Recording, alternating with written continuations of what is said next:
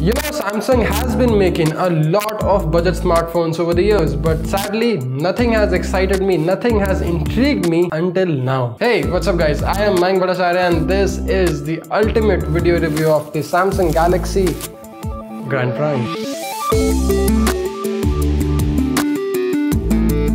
So starting outside, this phone is pure plastic. From the front panel to the back panel to the metal looking chassis, this phone is absolute plastic. However, the important thing to consider is the quality of the plastic. Now I have been using this phone for about 2 weeks and I have dropped this phone quite some times, and I have dropped this phone from quite some height as well, say about 3 to 5 feet pavements, but nothing happening. This phone is still smooth, solid and tactile, besides this small little dent below the home button. Just saying. The rear of the phone sports a pretty decent loudspeaker, as I should say. You won't have any problem with the music, you won't have any problem watching videos and playing some good games. The problem being at the rear side of the phone. You are bound to miss some important calls, you are bound to miss some important messages if your phone is laid flat on the back on some soft surface, like for example your bed or your couch. The phone sports some much needed sensors like your proximity sensor, like your magnetic sensor, like your gyroscopes and all these things, but it did miss out on two very important sensors that I would really want this phone to have. But this is Samsung being Samsung. You don't get any auto brightness sensor and you don't get any LED sensors for any LED notification sensor for your missed calls or your received messages. The call quality is pretty good, the earpiece is really nice, and the microphone is very responsive and very loud and clear to the receiver on the other hand. Besides my network's poor reception in the place where I live, I have had no problems with this phone's audio and voice quality over the network. Now I'll save the display and the camera for the last. Why? Because these two are the most contradicting thing in this particular smartphone, and these two are probably the most amazing things in this particular smartphone, and therefore some internals. This phone sports a Qualcomm Snapdragon quad-core 401 chipset along with the 306 GPU, 306 Adreno GPU, 1GB RAM, out of which you get about 200 to 450 MB free for your user applications, and an 8GB internal storage, again out of which you get about 5.3 to 5.6 GB user available, which is not bad for the amount of games and the amount of storage you can actually hold on this particular phone. So I wouldn't have any problems with the internals. But the most important question, besides all these Qualcomm Snapdragon bull, is does this phone lag, or is this phone a lag-free phone? The answer is yes, almost. There are times and there are certain applications and there are certain games in which you will find this phone lagging and in which you will find this phone running out of its life, but that's rare and that's for some particular applications only. But besides that, Asphalt 8, Real Racing, Nova 3, Nova 2, all these games are absolutely smooth and absolutely fine on this particular phone. However, I do recommend a thing you should do if you're having this phone or if you do intend to buy this phone. You have to restart this phone once every week or once every 4 to 5 days, because I don't know, there's something wrong with the Samsung OS, or there is something wrong with the Source TouchWiz UI OS. There's something wrong in this phone which causes it to be super slow and super laggy after 5-6 days of not restarting. I know, weird, but once when you are done restarting, this phone is smooth as butter, my friend. Now the battery. The battery life on this phone is pretty good, as I should say, because I am a pretty hardcore user. I do watch a lot of YouTube videos, and I mean a lot of YouTube videos, and I do play some certain amount of games, and I am on my smartphone most probably all the time if I'm not on my computer. And I do need to charge this phone once every day, like once before I go off to my bed. I have to give this phone a charge so that I have the juice I need for the next day.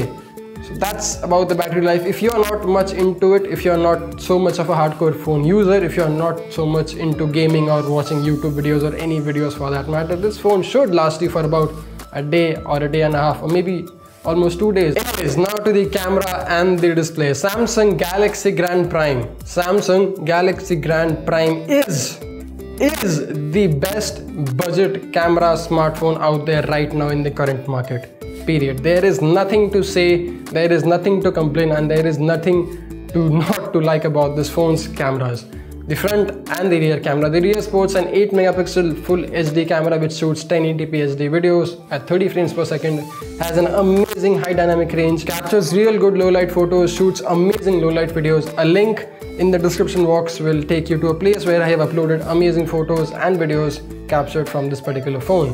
That link is to my website if you don't know. Anyways, this phone has an amazing rear camera. We all know that all these phones do have an amazing rear camera these days, but that one thing that excited me so much about this particular smartphone was the 5 megapixel 1080p front camera. Yes, this is a 5 megapixel front camera which shoots 1080p videos and some amazing selfies. Now, if you don't know me, if you don't know my Instagram's selfie obsession, I am a selfie whore. I don't mind admitting it. I am a selfie whore, and this camera helps me get to the next level of being a selfie obsessed guy, and it shoots that amazing 1080p videos, which actually enables me to do a lot of street interviews. Now, if you do want to see some samples of the video that I shot using this particular phone's front camera, I'll show you a quick snippet of the latest Men's Essentials video that I did, which was entirely shot using this phone's front camera and the inbuilt microphone.